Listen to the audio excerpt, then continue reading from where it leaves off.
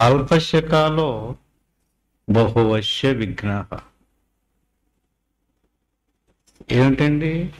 ప్రపంచంలో అనేక దేశాలు ఉన్నాయి, అనేక మతాలు ఉన్నాయి. కానీ మన మతం అందు చూసారా?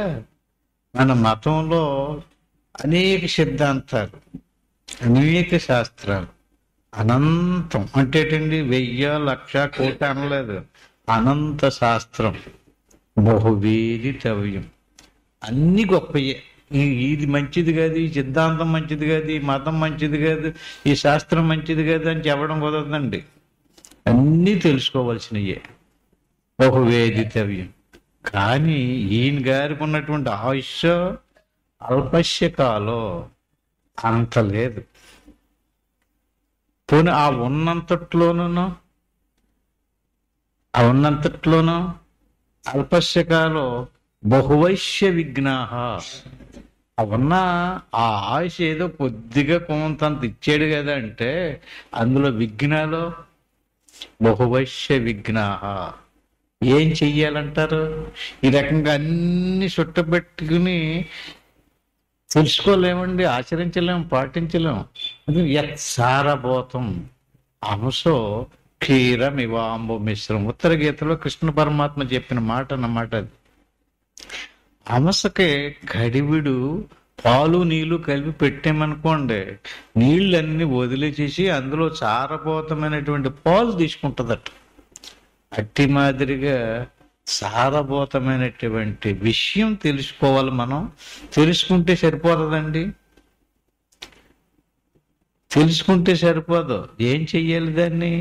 ఇప్పుడు ఆయన చెప్పారు, అన్ని శాస్త్రాలు చెప్తున్నాయి దేవుడు సర్వవ్యాపి, వెంటనే సర్వాంతర్యామి.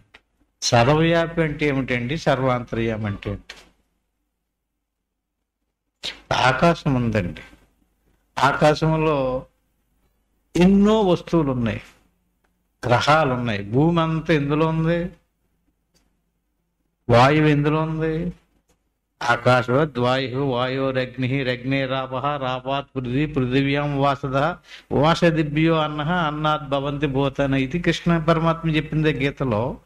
అంటే ఈ రకంగా మనుషులు గాని, పశువులు గాని, గ్రహాలు గాని సమస్తము ఎందులో ఉన్నాయండి? ఆకాశంలోనే ఉన్నాయి. అటువంటి ఆకాశంలో వస్తువులు తయారైనవి అనుకోండి. ఇప్పుడు ఈ మందిరం ఉంది, ఇది తయారు చేసాం మనం, ఇందులో కూడా ఖాళీ ఉంది. ఇది ఎందులో ఉంది? దీన్ని మఠమందం, దీని లోపల ఖాళీ ఉంది. ఈ మందిరం ఎందులో ఉంది? ఖాళీలో ఉంది. మందిరంలో ఏముంది? ఖాళీగా ఉంది. అంటే అంతటా ఉన్నటువంటి ఖాళీని మహాకాశం అన్నారు. దీంట్లో ఉన్నటువంటి మఠంలో ఉన్నటువంటి ఖాళీను మఠాకాశం అన్నారు. అది ఒక కుండ తయారు చేసామనుకోండి, కుండలో ఉన్నటువంటి ఖాళీను ఘటాకాశం అన్నారు. అంటే అట్టి మాదిరిగా దేవుడు అంతటా ఉన్నాడు. అందుకని ఆయన ఏమన్నారు? అనంతుడు, సర్వవ్యాపి కదా. ఆయనలో అందరం ఉన్నాం, అందరిలోనే ఆయన ఉన్నాడు. ఇప్పుడు చెప్పండి, మనలో ఉన్నటువంటి అందరిలోనే ఉన్నటువంటి దేవుణ్ణి తెలుసుకోవడం సులభమా, లేక మనకి వెలుపులు ఉన్నటువంటి దేవుణ్ణి తెలుసుకోవడం సులభమా? మనకి వెలుపులు ఉన్నటువంటి దేవుడికి అద్దులుండవు, తెలుసుకోవడం కుదరదండి. కారణం ఏమిటి? కొలతలు ఉండవు. కొలతలు లేనటువంటి దేవుణ్ణి ఎలా తెలుసుకోవటం? అందుకని ఆయనకి నిరాకారము అంటే ఆయనకి ఏమిటి? ఏ ఆకారము లేదు, ఏ గుణములు లేవు. కానీ కదా మనకి శాస్త్రాలన్నీ చెబుతుంటా. అంతేత మనలో ఉన్నటువంటి దేవుణ్ణి సులువు.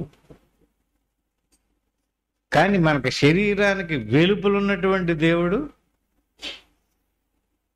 అందుకని భగవద్గీత 12వ అధ్యాయం భక్తి యోగంలో క్లేశో అధికతరస్తేషం అవ్యక్తాసక్త చేతసం అవ్యక్తాహి గతిర్దుఃఖం దేహవద్భిరవాప్యతే.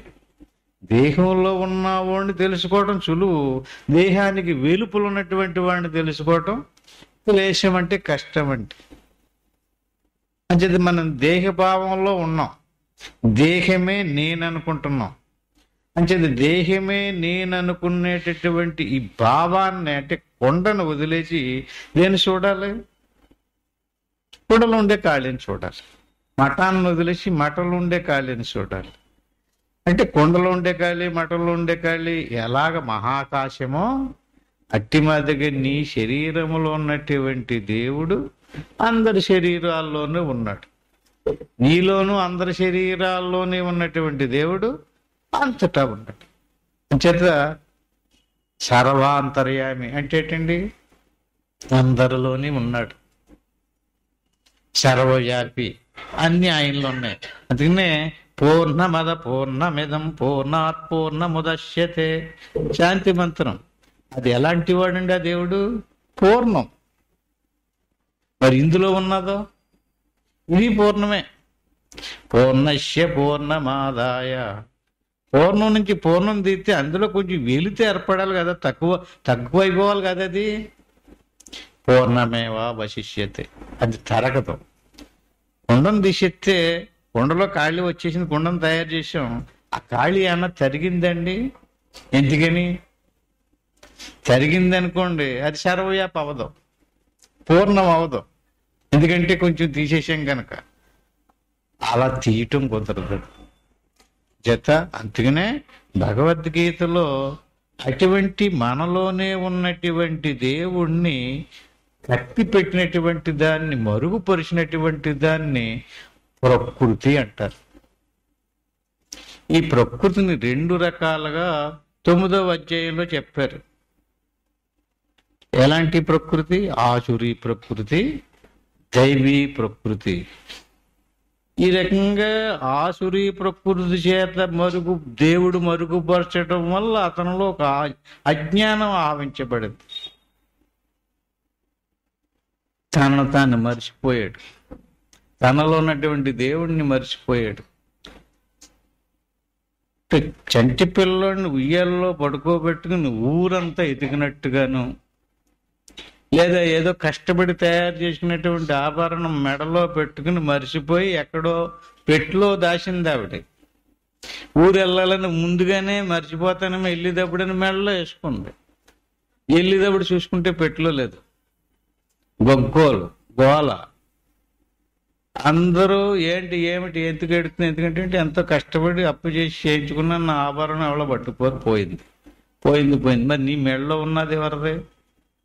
అప్పుడు దాకా తెలియదు. ఎంత సులువుగా ఉందో చూడండి, తెలియకపోతే ఎంత దుఃఖమో చూడండి. తెలిసిన వెంటనే ఎంత ఆనందం వచ్చిందో చూడండి. ఆనందం అంటే తెలియటం వల్లే. అందుకనే మోగాశ మోగ కర్మాణం మోగ జ్ఞాన విశేష రాక్షసీం ఆసురీం చైవ ప్రకృతి మోహినిం శ్రిత. భగవద్గీతలో 9వ అధ్యాయంలో ఆ రకంగా ఆసురీ ప్రకృతి, దైవీ ప్రకృతి అంటే మన లోపల ఉన్నటువంటి ఆత్మ చుట్టూరు ఈ ప్రకృతులు 2 ఆవహించున్నాయి. ఒకటి దైవీ ప్రకృతి అంటారు, ఇంకొకటేమో ఆసురీ ప్రకృతి అంటారు. ఈ ప్రకృతి వల్ల ఏర్పడినటువంటిది అజ్ఞానం. దీన్నే సంస్కృతంలో కొన్ని పదాలకి ఇప్పుడు మనం తెలివి అంటున్నాం చూడండి. అదే సంస్కృతంలో తెలివికి పర్యాయ పదం ఏంటో తెలుసండి? జ్ఞానం. చీకటి, వెలుగు. వెలుగుకి సంకేతం జ్ఞానం. ఇప్పుడు చూడండి, ఇప్పుడు మనకి కార్తీక మాసం దీపావళి పండుగ చేసుకుని ఆ మరుసటి రోజు నుంచి ప్రతిరోజు దీపం వెలిగింతారు. దాన్ని దీపాల పండుగ అన్నారు. దీపం వెలిగితే ఏం జరుగుతుందండి? చీకటి పోద్ది. ఎక్కడ పోద్ది? ఎక్కడ పోద్ది? ఇప్పుడు మన ఇంట్లో దీపం వెలిగించామనుకోండి, ఎక్కడ చీకటి పోద్ది? మా ఇంట్లో దీపం వెలిగితే మీ ఇంట్లో చీకటి పోదు. చూడండి, కావాలంటే ప్రయత్నం చూడండి. అవునా? పోవాలంటే మీ ఇంట్లో కూడా వెలిగించాలి. ఎవరింట్లో చీకటి పోవాలి అనుకుంటే వారింట్లోనే దీపం వెలిగించాలి కదా. చీకటికి సంకేతం ఏంటంటే అజ్ఞానం. ఈ చెప్పడం లేదు, ఎన్ని శాస్త్రంలో చెప్పినటువంటియే. 10వ అధ్యాయంలో 11వ శ్లోకం చూడండి. తేషామేవానుకంపార్థ అహమజ్ఞానజం తమః. అజ్ఞానానికే చీకటి, తమః అంటే చీకటి అండి. అలాగే జ్ఞానానికి, జ్ఞానానికి దీపము అని పేరు, వెలుగు. జ్ఞానానికి వెలుగు, చీకటికి అజ్ఞానం. జ్ఞానమన్నా అజ్ఞానమన్నా చీకటి వెలుగుగా వాడారు. అందుచేత ఏమేం చెప్తున్నాడండి ఈయన? నాశయామ్యాత్మ భావస్థో జ్ఞానదీపేన భాస్వత. ఎంత భగవద్గీతలో ఉన్నటువంటి జ్ఞానం మొత్తం మన వేదాలు, ఉపనిషత్తులు, శాస్త్రాలు అన్నిటిలోనూ ఏ జ్ఞానం ఉందో అదంతా వడకట్టి ఫిల్టర్ చేసి తీసుకొచ్చినటువంటిది. ఏం చెప్పాడండి ఈయన? తేషామేవానుకంపార్థ అహమజ్ఞానజం తమః. అసలు ఈ చీకటి దేని వల్ల వచ్చిందండి? అహం వల్ల వచ్చింది. అహం అంటే నేను, చీకటి అంటే అజ్ఞానం, దీపం అంటే జ్ఞానం.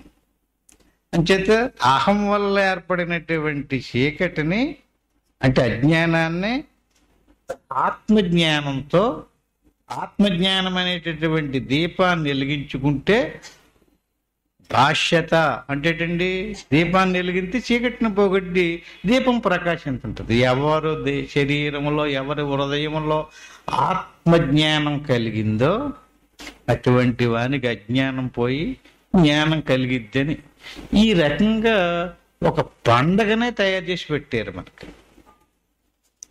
ఈ దీపం వెలిగించున్నాం, దేవాలయంలో దీపం వెలిగించారు, అలాగే ఉసిరి చెట్టు కింద దీపం వెలిగించారు, గోశాలలో దీపం వెలిగించాలి. దీపారాధన ఎక్కడెక్కడ చేయాలి? దీపాన్ని దానం చెయ్యాలి. ఒకవేళ మీరు దీపం వెలిగించి ఎవరికన్నా కాకిచ్చి దానం పుచ్చుకో బాబు అంటే దీపం ఏం కెడద్దండి అతనికి అసలు.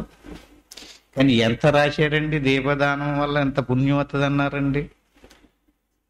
కార్తీక పురాణంలో దీపం వెలిగించి ఆరిపోతే ఎలక ఆ ఆరిపోయిన ఒత్తు నోటితోటి కరిసి పెట్టుకుని తినేయడానికి నూనె అంటుకున్న దాన్ని ఆ ఒత్తు పట్టుకుని పోతుంటే ఇంకో దీపం దగ్గర నుంచి పాక్కుపోతుంది అనమాట అండి. ఆ ఒత్తు తగిలి అంటుకుంది, దానికి స్వర్గం వచ్చేసింది. ఎవరికి? ఎలకకి. అంటే ఎప్పుడైతే మనం ఈ కథ చదివేమో ఏమనిపిస్తుందండి? అందుకని ఒక్కొక్కళ్ళు 100 దీపాలు, 1000 దీపాలు, 1,000,000 దీపాలు, ఇలా దీపాలు వెలిగించడం కాదండి. దీపం దేనికి సంకేతం? జ్ఞానదీపం. ఎక్కడ చెప్పారండి? 10వ అధ్యాయం 11వ శ్లోకం చదువు చూడండి.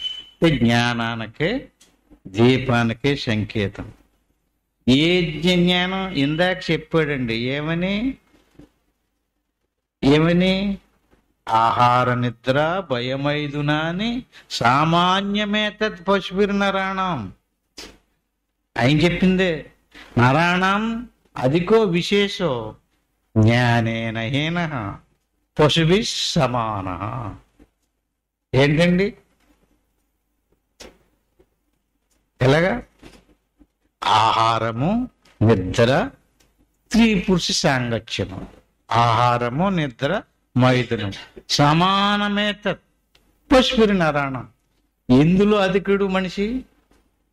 ఆహారంలోనా, నిద్రలోనా, దాంపత్య సుఖం అనుభవించడంలోనా? ఆహార నిద్ర భయమైదునా అని సామాన్యమే తత్ పశువుని నరాణం అన్నిటికీ సమానమే, జీవరాశికి అన్నిటికీ సమానమే. మరి విశేషం ఏమిటి? నరాణం అధికో విశేషో, మనిషికి ఒక విశేషం ఉందట. ఆ విశేషం పశువుల్లో లేదు. ఏంటో విశేషం? నరాణం అధికో విశేషో. ఏంటో విశేషం? జ్ఞానం. ఏం జ్ఞానం? పదే పదే పదే పదే భగవద్గీతలో ఎన్నో సార్లు జ్ఞానం గురించి వాడారండి. శ్రేయోహి జ్ఞానమభ్యాసాత్ జ్ఞానాధ్యానం విశిష్యతే, ఇలాగ ఎన్నో సందర్భాల్లో చెప్పారండి. అంటే ఏ జ్ఞానం? ఇక్కడ చెప్పారు కదండి, ఏ జ్ఞానం? ఇప్పుడు మనకి బాహ్య ప్రపంచంలోకి వెళ్ళామనుకోండి, బాహ్య ప్రపంచంలోకి వెళ్ళినప్పుడు ఒక్కొక్క వస్తువు, అనేక వస్తువులు ఉన్నాయి, అనేక వింతలు ఉన్నాయి, అనేక విడ్డూరాలు ఉన్నాయి. ఇప్పుడు మనం చూడనటువంటి వస్తువును కూర్చుని జ్ఞానం మనకు ఉండదు. చూస్తేనో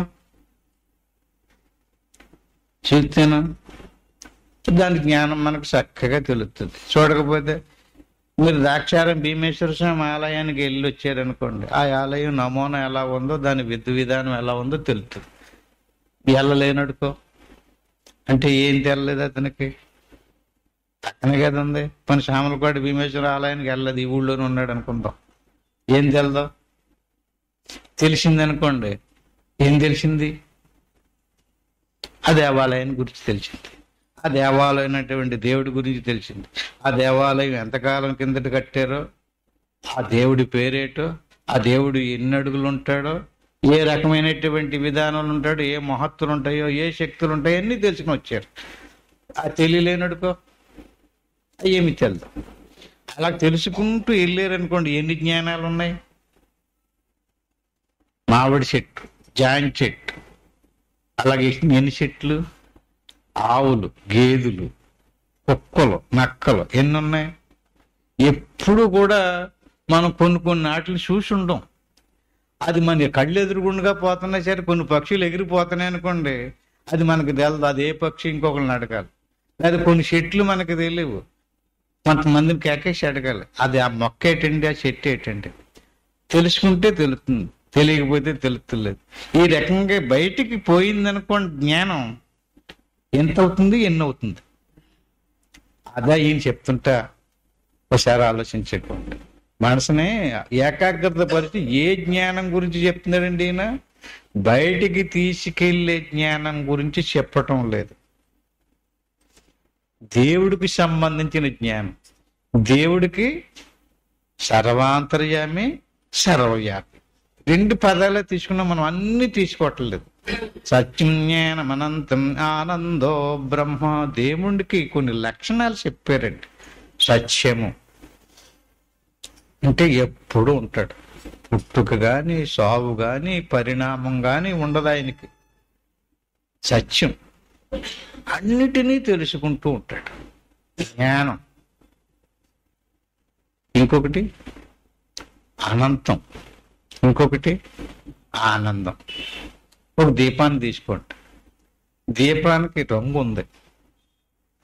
ఏ రంగులో ఉంటుందండి? రంగు ఉంటుంది. దాని దగ్గర ఇంకేముంటుంది? ఎలుగు ఉంటుంది. ఇంకోటో పట్టుకోండి.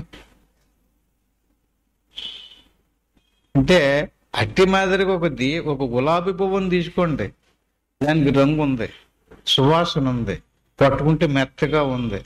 ఇలా కొన్ని లక్షణాలు కొన్ని వస్తువులలో కనపడతాయి మనకి. అట్టి మాదిరిగా దేవుడికి కూడా కొన్ని లక్షణాలు చెప్పింది వేదం.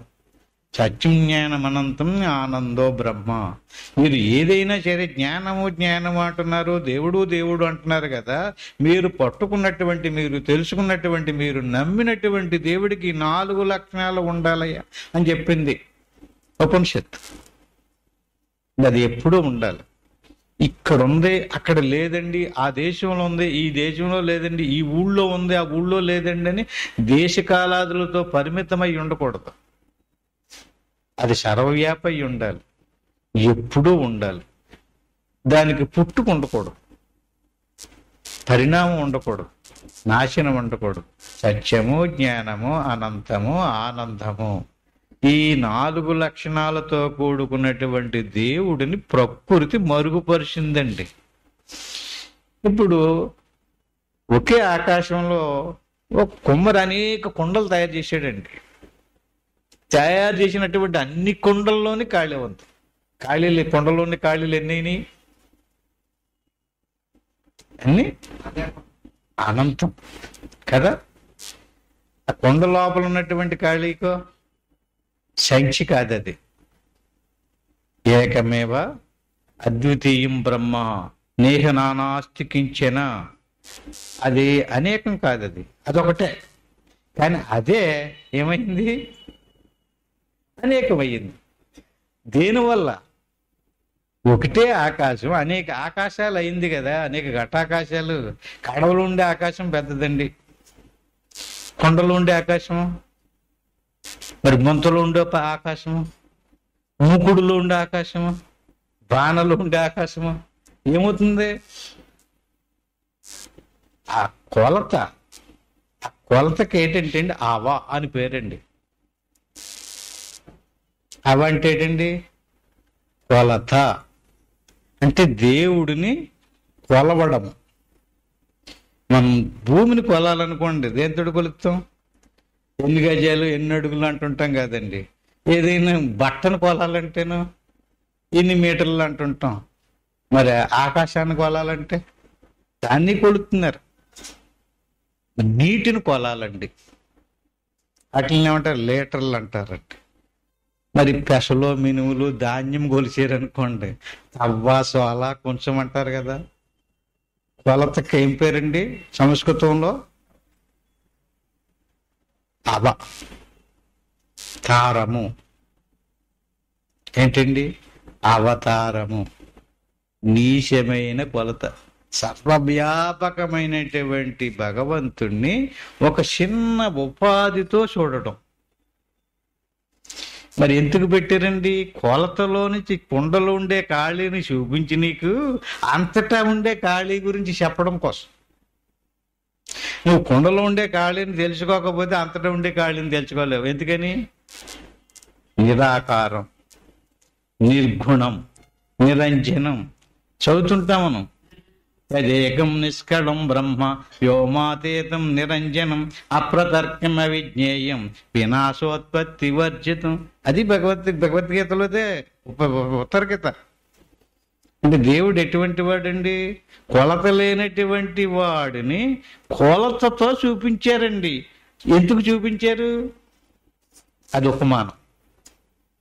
ఇప్పుడు దాంట్లోనే చూసి కొలిసి కుంటలో ఉండే ఖాళీని ఎప్పుడైతే చూసామో, ఈ మఠంలో ఉండేటటువంటి ఖాళీని ఎప్పుడైతే చూసామో, ఓహో ఖాళీ అంటే ఇదా, బయటికి వెళ్ళి చూడండి. ఇందులో ఉండే ఖాళీకి బయటకు ఉండే ఖాళీకి మీకు ఏం తేడా కనపడుతుందో చూడండి. ఇందులో ఉండే ఖాళీ ఉన్నది ఉన్నట్టుగా కనపడుతుంది, బయట ఉన్న ఖాళీ కనిపించడం.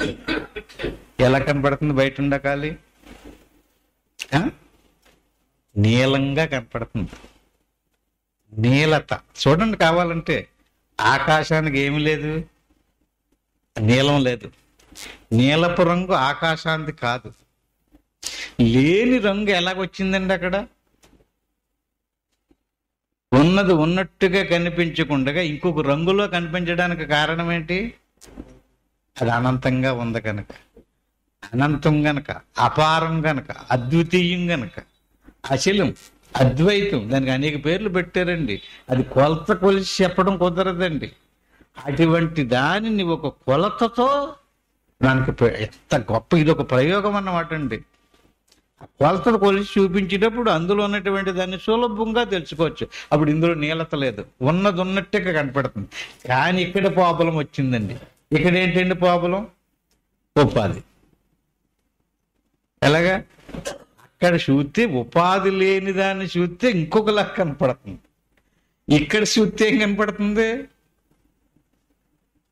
అవ్యక్తం వ్యక్తి మాపన్నం మన్యంతే మాం అబుద్ధయ పరంభావమజానంతో మమభూత మహేశ్వర. అది భగవద్గీత.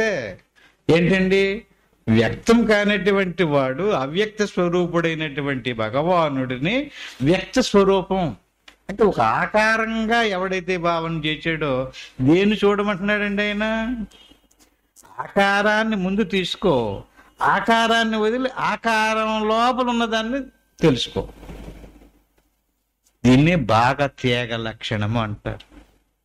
అంటే ఒక వస్తువుని చూపించి, ఘటాన్ని చూపించి లేకపోతే మఠాన్ని చూపించి, అందులో ఉన్నటువంటి ఆకాశాన్ని చూపించిన తర్వాత ఈ ఆకాశము ఆ ఆకాశము అది ఇది ఒకటే, తత్వమసి తత్వ, అది ఈలో ఉన్నటువంటి త్వం అసి, అది ఇది ఒకటేనయ్యా అని మనకి వేదం చెప్పింది. అందుకు చేత ఇలాగ వెళ్ళకుండా కేవలం ఉపాధినే తీసుకుంటే అది అజ్ఞానం. ఎక్కడికి వెళ్తుందండి మళ్ళీని? ఉపాధిని వాళ్ళ పెట్టిందే, వాళ్ళ ప్రవేశపెట్టిందే. కానీ ఏం చేయాలి? దాన్ని ముందు ఉపాధిని తీసుకోవాలి, దాన్ని శాంతం తెలుసుకోవాలి. అప్పుడు ఆ ఉపాధిని వదిలి ఉపాధిలో ఉన్నటువంటి, మీరు అరటిపండు తీసుకున్నారనుకోండి, మొత్తం తినేయకూడదు. కొంచెం ఉండవాలా? ఒకసారి చెప్పండి. ఏం చెయ్యాలి? తొక్క తీసేసి లోపల గుజ్జు తినాలి. తొక్కతోడు తింటే కడుపు నొప్పిపోతుంది, అంతేనా? మన చేను పండిన తర్వాత మొత్తం కోసేసామనుకోండి, కొప్పెంత పడుతుంది, తెచ్చేసుకోకూడదు ఇంట్లోకి. గడ్డి తీసేయాలి, దాని నుంచి తెచ్చుకోవాలి. అయ్యి తెచ్చేయకూడదు, మళ్ళీ ఎగరబోసేయాలి. పొల్లంతా తీసేసి గింజలు తెచ్చుకోవాలి. అవి కూడా తీసేయాలి, ఊక తీసేయాలండి, గింజ తెచ్చుకోవాలి. ఏం తీసేయటం ఏంటి? అట్టి మాదిరిగా రెండు వస్తువులు, ప్రకృతి పురుషుడు. ప్రకృతిం పురుషం చైవ విజ్ఞానాదేవు భావపి. మనం చదువుకున్నాం ఇవన్నీ కూడా. ఈ రెండు కూడా అనాది నుంచి కలిసి ఉన్నాయే. ఒళ్ళు లేకుండా బియ్యపు గింజ తయారవ్వదండి. అందుకని చెప్పి ధాన్యం, మనకి బియ్యం కావాలంటే దేన్ని తయారు చేస్తున్నామండి? ధాన్యం కావాలి మనకి. ఇప్పుడు బియ్యం చెయ్యాలంటే ఏం చేయాలండి? ధాన్యం గింజని పొల్లు తీసేయాలి. అలాగే ధాన్యం కావాలంటే ముందు గడ్డిని తయారు చేయాలి. నాకు ధాన్యమే కావాలి కానీ గడ్డి అక్కర్లేదంటే ధాన్యం రాదు. అట్టి మాదిరిగా జ్ఞానం కావాలి అంటే ఏం చేయాలండి? ముందు అనాత్మ గూర్చి తెలుసుకోవాలి. ఇది ఎలా సృష్టించబడింది, దీన్ని ఎవరు సృష్టించారు, దీనికి మూల కారణం ఏమిటి, ఇలాగ మొత్తం అనేక రకాలైనటువంటి వేదాలు, ఉపనిషత్తులు, పురాణాలు, ఇతిహాసాలు, దర్శనాలు, అనేకమైనటువంటి శాస్త్రం మనకి తయారు చేసి పెట్టారు. అన్నింటి యొక్క సారాంశము జ్ఞానం. ఈ రకంగా ప్రతీది యుక్తి, శృతి, యుక్తి, అనుభవము. శృతి అంటే శాస్త్రం అండి, యుక్తి అంటే ఉపమానం. శృతిని ఎలా చెప్పాలి? డైరెక్ట్గా చెప్పకూడదండి. గోదావరిలో నీరు తిన్నగా ఒక పాయ లాక్కొచ్చి మన చేలో పెట్టామనుకోండి, మన చేను కూడా గోదావరి అవుతుంది తప్ప పండదు. ఏం చెయ్యాలి? అక్కడి నుంచి ఒక కాలువ, ఆ కాలువ నుంచి ఇంకో కాలువ నుంచి ఇంకో కాలువ, అలా చిన్న బోధ వేసుకుని వచ్చి దాన్ని బట్టి నీరెట్టి ఆ తర్వాత తీసేయాలి. అట్టి మాదిరిగా జ్ఞానం అనేది కూడా ఇంతే. ముందు చిన్నదిగా చేసి చూపించి ఆ తర్వాత విడదీయాలి. ఆ రకంగా మనకి వేదాలలో చెప్పినటువంటి జ్ఞానం, వేదాలని సంహితలు అంటారండి. వేదాలు రెండు విభాగాలు, సంహితలు, ఉపనిషత్తులు. సంహితలు నిండా యజ్ఞయాగాదులు, ఉపనిషత్తుల నిండా జ్ఞానం. ఇప్పుడు ఇదే విషయాన్ని తీసుకొచ్చి పురాణాలు రాశారు. పురాణాలన్నీ కూడా సంహితలలో చెప్పినటువంటి యజ్ఞయాగాదుల యొక్క క్రియల్ని, పూజలు, దేవాలయాలు, దేవుడుల యొక్క రూపకల్పన, ఆరాధన మొదలైనటువంటి అన్ని చూపించారు. యుక్తి అంటే ఇప్పుడు మనం ఏం చేయాలి? శృతి తెలుసుకున్నాం. శృతిని ఎలా చెప్పాలన్నారు? యుక్తితో చెప్పాలి. యుక్తి అంటే ఏంటండి? శృతి, యుక్తి, అనుభవము. శాస్త్రదృష్టం గురోర్ వాక్యం తృతీయో ఆత్మనిశ్చయం. శాస్త్రమే చెప్పాలి, గురువు ఉండాలి. కానీ నీకు అనుభవం రాకుండా చెప్పకూడదు. నీ అనుభవం, శాస్త్రము, గురువు మూడింటిని స్థిరపరుచుకుని చెప్పాలి. కేవలం శాస్త్రం చెప్పకూడదు.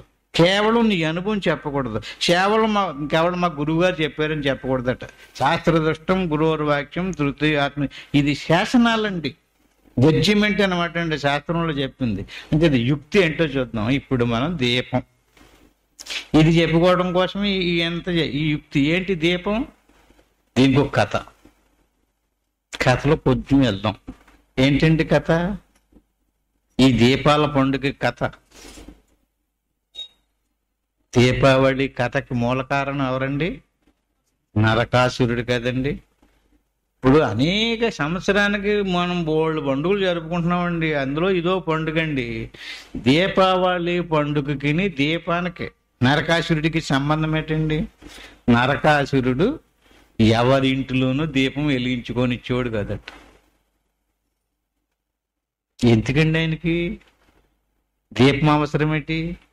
ఒకవేళ దీపం వెలిగించుకుంటే ఆయనకు వచ్చిన నష్టం ఏంటండి? ఒకసారి యోచించండి, విచారణ చేయకండి, బుద్ధిగా నమ్మకండి. ఏది కూడా చెప్పేవాడు చెప్తాడండి, చెప్పేవాడికి చిగ్గు లేకపోతే చెప్పేస్తాడు, ఇనివాడికి వివేకం ఉండాలి కదా. దీపం వెలిగితే వచ్చి ఆరిపేసేవాడటండి, ఎక్కడ దీపం వెలిగించుకొని ఇచ్చేవాడు కదటండి. ఒకవేళ ఎవడన్నా వెలిగితే ఆరిపేసేవాడు అనమాట అండి. అందుకని చెప్పేసి ఇంకా ఎవరు దీపాలు వెలిగించుకోకుండా చీకట్లు ఉండిపోయారు అందరూ.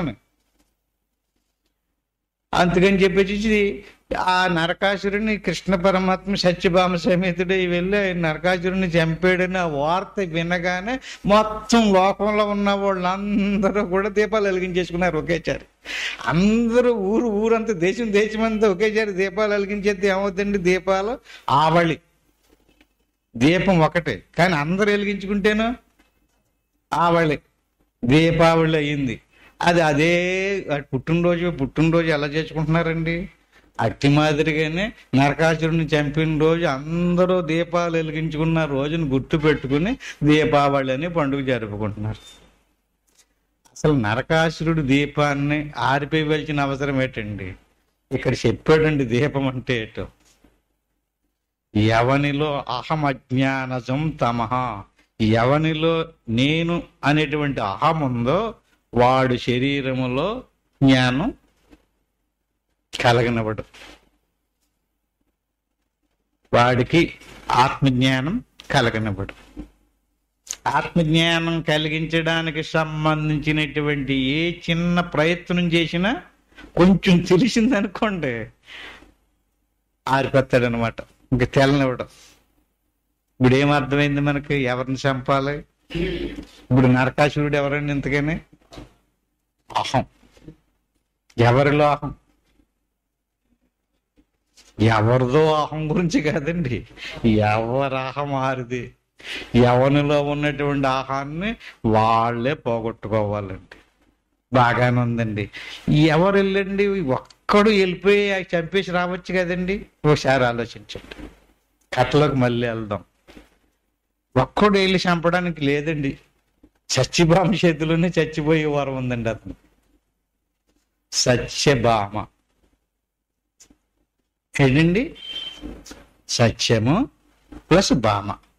సత్యం అంటేను సత్యమును, భామ ప్రకాశించేది, ప్రకాశింపజేసేది, సహకరించేదండి. సత్యాన్ని ప్రకాశింపజేయడానికి సహకరించేది ఎవరండి? ఆవిడెవరండి? ఇక్కడ రెండు ప్రకృతులు చెప్పాడండి. ఒకటి ఆసురీ ప్రకృతి, ఇంకోటి దైవీ ప్రకృతి. దైవీ ప్రకృతిని ఆచరించమని చెప్పాడండి శాస్త్రంలోని. దైవీ ప్రకృతి సత్యభామ. దైవీ ప్రకృతిని ఈశ్వరుణ్ణి ఆచరించుంది, ఆసురీ ప్రకృతి జీవుణ్ణి ఆచరించుంది.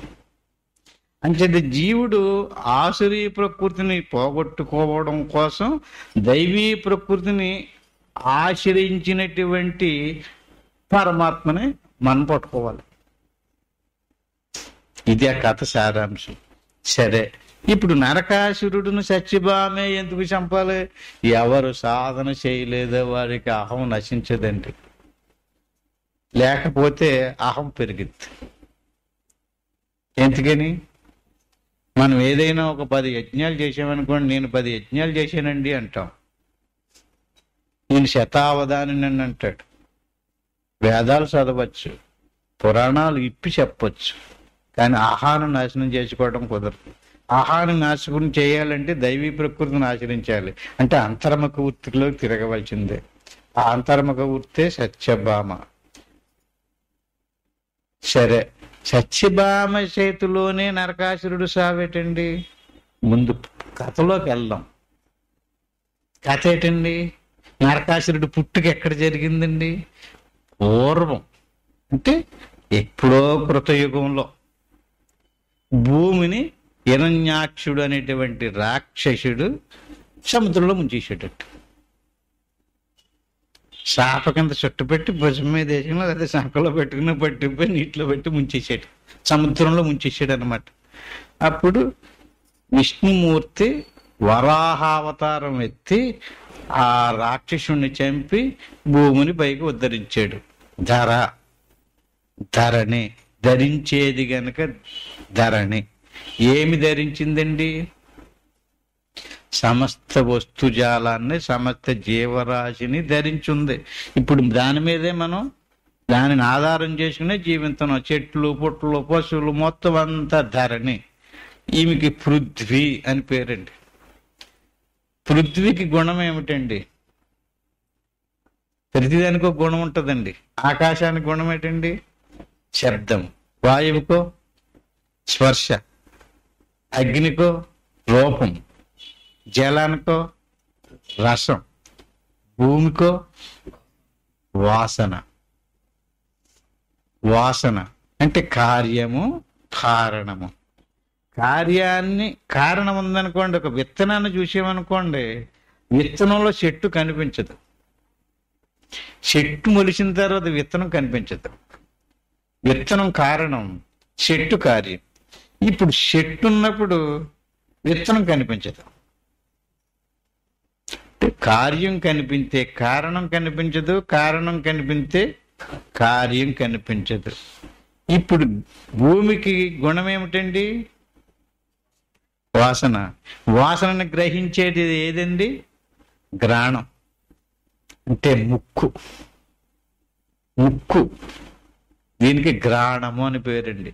గంధమును గ్రహించేది గనక గ్రాణం. వాసనని గ్రహించదు. మనకి అనేక అద్భుతమైనటువంటి పరికరాలు ఉన్నాయండి, వాసన చెప్పలేవు.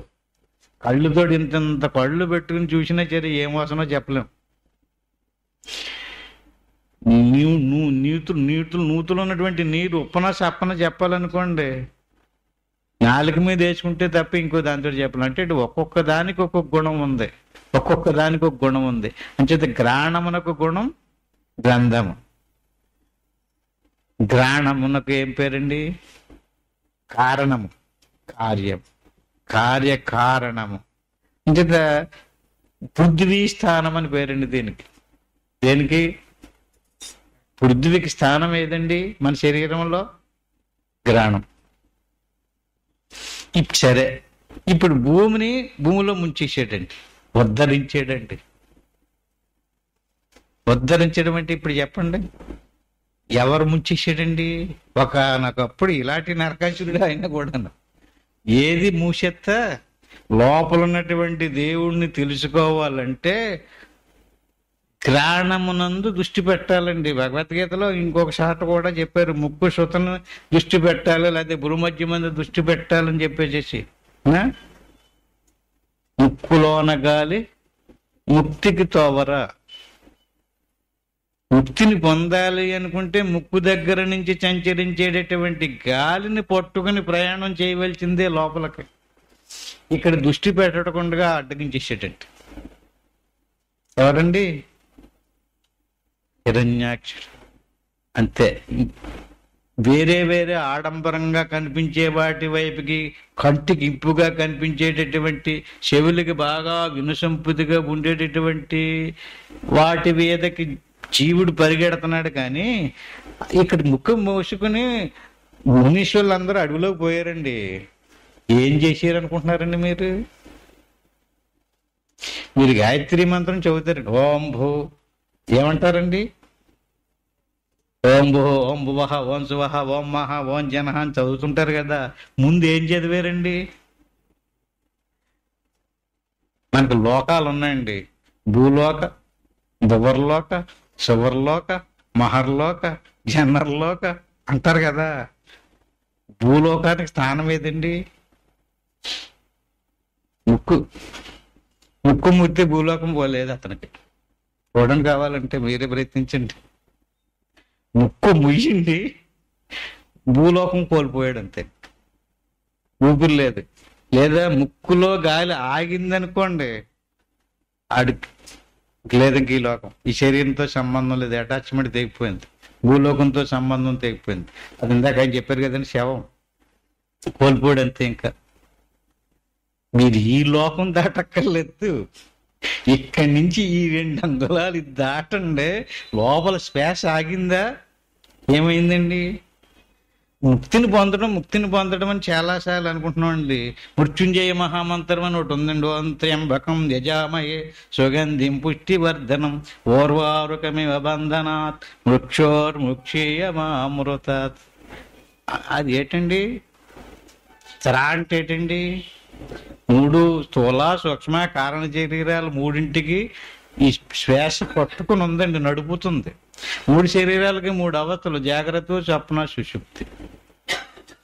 ఈ 3 శరీరాలు ఏర్పడడానికి మూల కారణం ప్రకృతి నుంచి వచ్చినటువంటి 3 గుణాలు. ఈ రకంగా 3 3 9. ఇదే దుర్గ, నవదుర్గ అంటారు వీటిని. ఈ రకంగా మొత్తం ధరణి ఇది ఈ మూడింటిలోనే ఆశ్రయించి మొత్తం 7 లోకాలు ఇందులోనే ఉన్నాయి. అదో లోకాల కింద, ఊర్ధ్వలోకాల పైన. అది సమిష్టి, ఇది వ్యష్టి. ఈ రకంగా ఈ సాధన వైపుకి, ధ్యానం వైపుకి ఏ జీవికి వాని మనసుకి కోరిక కలగకుండా చేసినటువంటి వాడు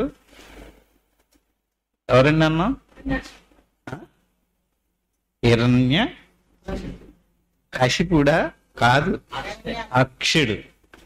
మీరే చెప్పేస్తున్నారు చూడండి. హిరణ్యం అంటే ఏంటండి? అక్షం అంటేనా? కన్నండి కదా. హిరణ్య అక్షము. ఇప్పుడు ఇందాక ఆయన కథ చెప్పారు చూసారు, బంగారం కనిపించేటప్పటికి మొత్తం ఆగిపోయారు అన్నారు కదా. అవునా? ఎందుకు ఆగిపోయారు? ఎక్కలేదు కొండ. కనిపించకపోతే అందరు పోదురు కదండి. ఏమర్థమైంది మీకు? హిరణ్యాక్షుడు అంటే సుందరమైనటువంటి ప్రపంచమునందలి దృశ్యములతో ఆకర్షించబడువాడు హిరణ్యాక్షుడు. ఎవడు బంధించాడండి? మీరు సాధన చేసుకోనివ్వకుండా మిమ్మల్ని బంధించినటువంటి వాడు ఎవరండి? ఎవడున్నాడు? మీ లోపల ఉన్నటువంటి మంచి మంచి దృశ్యములను చూడాలనుకున్నటువంటి వాడు ఎవడో వాడు ఇంక సాధన చేయలేడండి. ఇవాళ సినిమాకి వెళ్ళాలి, సత్సంగానికి రమ్మంటే రాడు. అది టీవీ చూడాలి, నాటికొస్తుంది ఈ టైంలోని.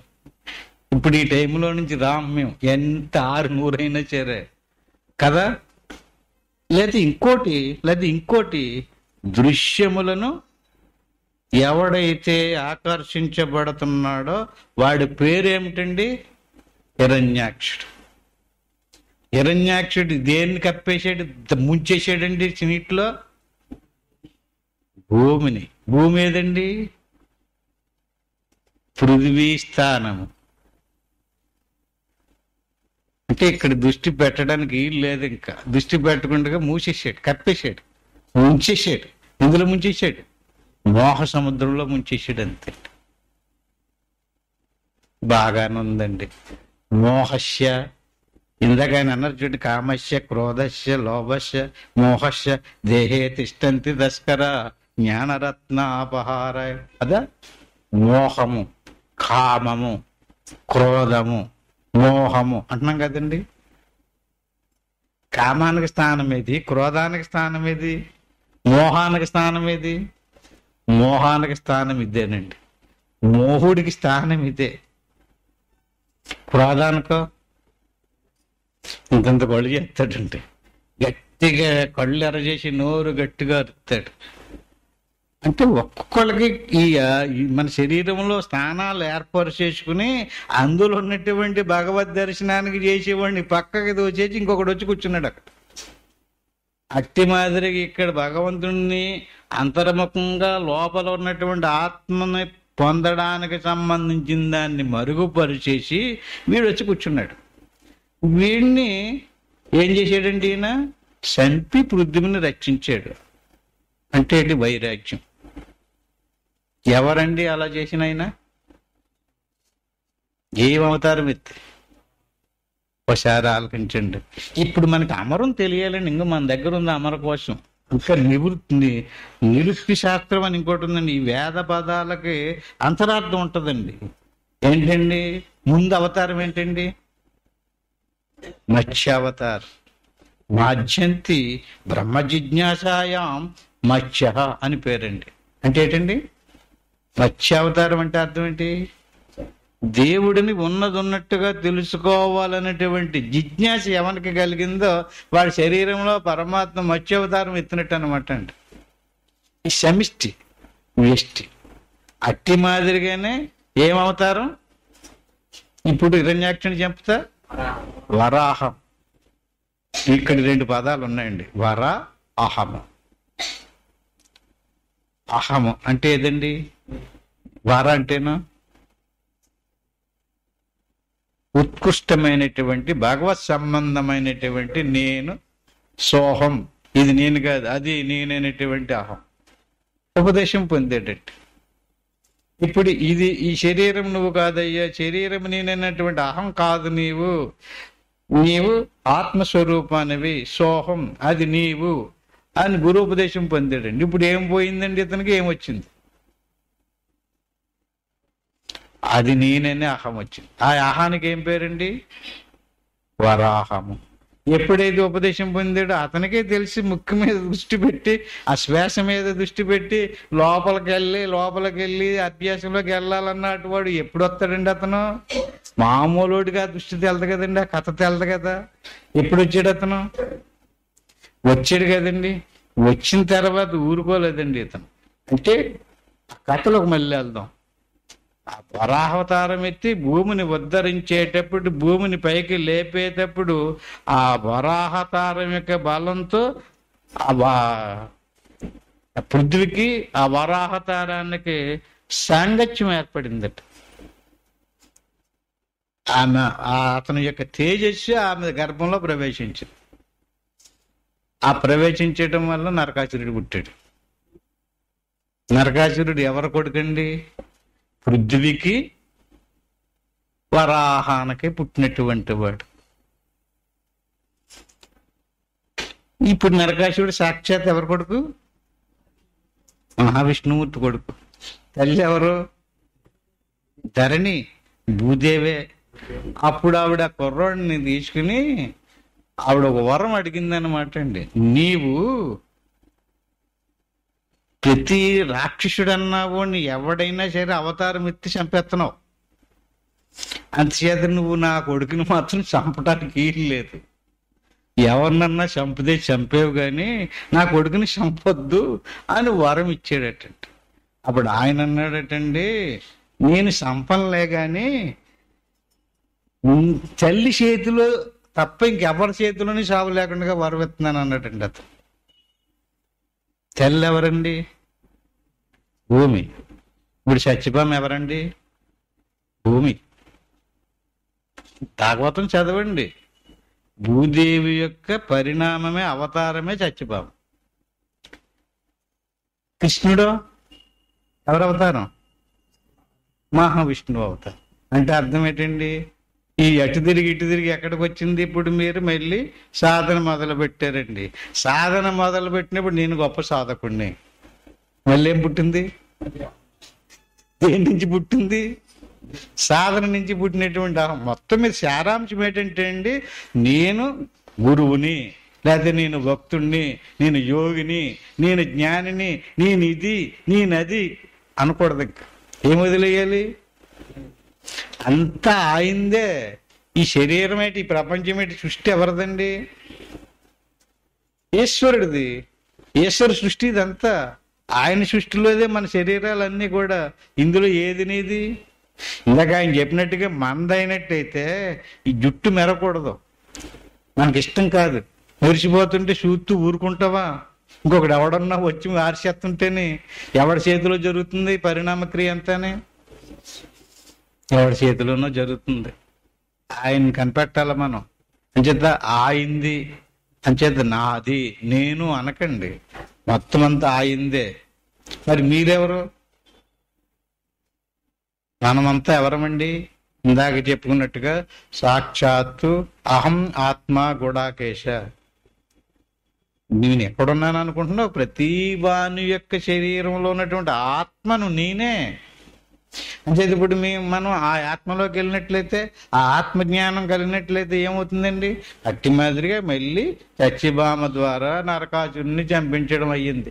ఈ కథ ఇంకా ఏమంటే ఇంకా లోపలికి ఒక్కొక్కదాన్ని ఎలాగ ప్రవేశించి అవన్నీ కూడా, అతని పేరు ఆ ప్రాగ్జ్యోతిపురం, అనేక ఆవరణాలను దాటుకుని వాళ్ళంతటిని చంపడం అయ్యింది. అందువల్ల అంటే ఎప్పుడైతే అహం అనేటువంటిది ఎవరి శరీరంలో ఉండినా ఆత్మజ్ఞానం కలగనవద్దు. ఆత్మజ్ఞానం కలిగినట్టుగా ఉపన్యాసం చెప్పవచ్చు, శాస్త్రం చదవచ్చు, కానీ ఇది వదలదు. ఏది? నేను లేక నాది అనేటువంటిది. ఆ నేను నాది అనేటువంటిది వదలాలంటే పూర్తిగా ఏది నేను ఏది నేను కాదో తెలిసిపోవాలి. అందుకని ధ్యానే నాత్మని పశ్యంతి. పోయిన వారంలో చెప్పుకున్నామండి మనం ఈ శ్లోకాన్ని. ఎన్నో అధ్యాయం ఇది? 13వ అధ్యాయం. జ్ఞానేనాత్మని పశ్యంతి కేచిదాత్మానమాత్మన అన్యే సాంఖ్యేన యోగేన కర్మయోగేన చాపరే. ఏంటండి దాని అర్థం?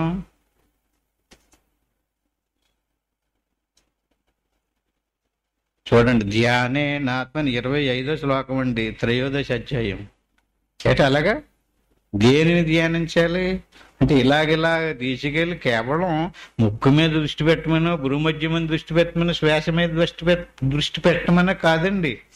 ఇలాగ అన్ని దాటుకుంటూ ఇవన్నీ ఓడగొట్టుకోటాక ఇవన్నీ ఊడిపోయిన తర్వాత, శ్వాస మనసు ఆగిపోయిన తర్వాత, శరీరం జడమైపోయిన తర్వాత ఎవరికైతే ఆత్మ ఓపెన్ అయిందో అటువంటి వానికి ధ్యానేనాత్మని పశ్యంతి. ఆత్మనే తెలుసుకో, ఆత్మను గూర్చే ధ్యానం చెయ్యి, వేరే వద్దు. అయితే మరి అందరూ అటువంటి ఆత్మధ్యానం చెయ్యకపోతే చెప్తున్నారు చూడండి, అన్యే అంటే ఏంటండి? అలాగా ధ్యానేనాత్మని పశ్యంతి కేచిదాత్మానమాత్మన. అన్యే అలా చెయ్యకపోతే, నీకు అలా తెలియకపోతే, నీకు అలా కుదరకపోతే, అన్యే సాంఖ్యేన యోగేన కర్మయోగేన చాపరే. కర్మ యోగం లేక సాంఖ్యం అనేకమైనటువంటి ఉపాయాలు చెప్పారండి. అన్యత్యేవ మజానంత్వ స్వత్వానేభ్యోపాసతే. ఈ రకంగా భగవన్ నామస్మరణ చేసుకో. అది కూడా నీకు చేతనవ్వకపోతే ఇంకొకళ్ళు ఎవరైనా భగవన్ నామస్మరణ చేస్తే శృత్వా విను. అవి కూడా నీకు మోక్షం పొందడానికి, జ్ఞానం కలగడానికి దారి చూపుతాయి. శృత్వానేభ్య ఉపాసతే. ఏవో భగవంతుణ్ణి ప్రతీకగా ఒక దేవుడిని నమ్ముకుని ఉపాసన చెయ్యి. తేపిశాతి పరంతేవ మృత్యుం శృతి పరాయణ. మొత్తం మీద సారాంశం ఏమిటండి? మృత్యువు నుంచి తప్పించుకోవాలి. ఏమైంది? మృత్యువు నుంచి తప్పించుకోవాల్సిన అవసరం ఏంటి? ఎవడైతే చనిపోయాడో వాడు పుడతాడు. అయితే చనిపోకూడదండి. చనిపోకూడదని చెప్పిందే మృత్యుంజయ మంత్రం. అంటే బ్రతుకుండగానే మృత్యువుని, అసలు మృత్యువు ఎప్పుడు వస్తుందండి ఒకసారి చెప్పండి. అసలు ఏమొస్తే మృత్యువు అంటారండి? ప్రాణం ఆగిపోతే మృత్యువు అంటారు, శ్వాస ఆగిపోతే మృత్యువు అంటారు కదా. మరి సమాధిలో శ్వాస ఆగిపోతే దాన్ని ఏమంటారు? శ్వాస ఆగిపోయిన స్థితిని ఏమంటారండి? మృత్యురహిత స్థితి. ఇంకా అతనికి మృత్యువు రాదు. అందుకనే ప్రతి వ్యక్తికి కూడా పంచావస్థలు ఉన్నాయండి. 5 అవస్థలు: జాగ్రత్త అవస్థ, స్వప్నావస్థ, సుషుప్తావస్థ, మూర్ఛావస్థ, మరణావస్థ. టకీమని మరణం రాదండి. జాగ్రత్త అందరికీ ఎరుకలో ఉంది, అంటే మెలకువ. స్వప్నం అది అందరికీ తెలుసు, సుషుప్తి అది కూడా అందరికీ తెలుసు. కానీ సుషుప్తి నుంచి మనిషి మళ్ళీ ఎక్కడికి వచ్చేస్తున్నాడు? స్వప్నానికన్నా వస్తాడు, జాగ్రత్తకన్నా వస్తాడు. కానీ ఈ 3 అవస్థల్లోనే తిరుగుతుంది. ఈ 3 అవస్థలని కలిపి, 3 శరీరాలని కలిపి పట్టుకున్నటువంటిదే శ్వాస. ఈ 3 అవస్థలో దాటితే శ్వాస ఉండదండి. అంచేత 3 అవస్థలు దాటిన తర్వాత సుషుప్తిని కూడా దాటితే వచ్చేటటువంటి అవస్థ మూర్ఛావస్థ. ఈ మూర్ఛావస్థ అనేటువంటిది ఏదైనా ప్రమాదం జరిగినా లేకపోతే చనిపోయే ముందు వస్తుందండి. మూర్ఛావస్థ కూడా దాటిందనుకోండి మరణావస్థ. మరణావస్థలోకి వెళ్ళినటువంటి వాడు ఖచ్చితంగా జన్మకొస్తాడు. అందుకని యోగ మార్గంలో మూర్ఛావస్థకు బదులు తురియావస్థ, మరణావస్థకు బదులు తురియాతీతం. అంటే జాగ్రత్త, స్వప్నము, సుషుప్తి మామూలే జ్ఞానికి అజ్ఞానికి కూడా. కానీ జ్ఞాని సుషుప్తి దాటిన తర్వాత తురియావస్థలోకి వెళ్తున్నాడు. తురియావస్థలో నుంచి తురియాతీతంలోకి వెళ్తున్నాడు. అందుకు చేత ఇప్పుడు ప్రతిరోజు కనుక మీరు మీ ఇష్టదైవాలను ఆరాధించుకోండి, దానాలు చేసుకోండి, ధర్మాలు చేసుకోండి. ఏ శాస్త్రము అవి తప్పని లేదు, అవన్నీ అవసరమే, మంచిదే. ఏమో ఒకవేళ నువ్వు మోక్షం పొందకపోతే మళ్ళీ ఒకవేళ మంచి జన్మ రావాలంటే అన్నే ఏంటి ఈ మార్గాన్ని గట్టిగా పట్టుకోవడం చేత కాకపోతే చెప్తున్నాడు ఈయన, అంతే. ఇతర సిద్ధాంతాలని ఇది కనుక నీకు దొరికినట్టయితే దీన్ని సాధించాలి, పట్టుకోవాలి. అందుకని ఒకవేళ ఇందులో ఇవన్నీ కూడా కలుగుతాయి. అందుకని తురియము, తురియాతీతము. ఎవరికైతే తిరియాతీతాల సాధనలో అనుభవం అయ్యిందో అతనికి మరణం ఉండదు. మృత్యువు దాటినట్టు. అతనికి మృత్యుంజయుడు, జీవన్ముక్తుడు అని పేరు వినలేదండి మీరు శాస్త్రాల్లోనే? అంటే అర్థం ఏంటండి? జీవించి ఉండగానే ముక్తిని పొందినోడు ఎవరు అనుకుంటున్నారండి? శ్వాస మనసు ఎవనికి ఆగిందో సమాధిలో అతను జీవన్ముక్తుడు, అంతే, ఇంకేం అనుమానం లేదు. మరి విదేహముక్తుడు అంటేనా శరీరం పోయిన తర్వాత ముక్తి పొందినటువంటి ముక్తి 2 రకాలు, జీవన్ముక్తుడు, విదేహముక్తుడు. ఇది కాకుండా వేరే మళ్ళీ ఇంకా వేరే పంచముక్తులు చెప్పారు శాస్త్రాలలో.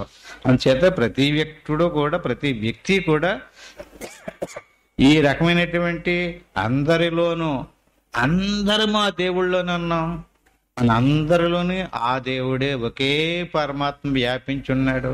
ఆ పరమాత్మ మన ఆత్మస్వరూపమై ఉన్నాడు. అందుకని ప్రతి వ్యక్తి కూడా ఆ ఆత్మను కనుక ధ్యానించినట్లయితే చక్కగా ముక్తిని పొందుతాము. సమం సర్వేషు భూతేషు తిష్టంతం పరమేశ్వరం. హెచ్చు తగ్గులు లేకుండా, కొలతలు లేకుండా, ఖాళీకి ఎలాగైతే భేదం ఉండదో దేవుడికి అలా భేదం లేదు. సమం సర్వేషు భూతేషు తిష్టంతం పరమేశ్వరం. అందరిలోనూ స్థితి కలిగి ఎప్పుడు ఒకేలాగున్నాడు. వినశ్యత్వ వినశ్యంతం యహ పశ్యతి సపశ్యతి. లేదా శరీరం నశింతే ఆయన నశించడు, ప్రాణం పోతే ఆయన పోడు, మనసు నశింతే ఆయన నశించడు. ఎందుకంటే ఆయనకి మనసు లేదు, ఆయనకి ప్రాణం లేదు, ఆయనకి శరీరం లేదు, ఆయనకి ఏ గుణము లేదు. ఆయన నిరాకారుడు.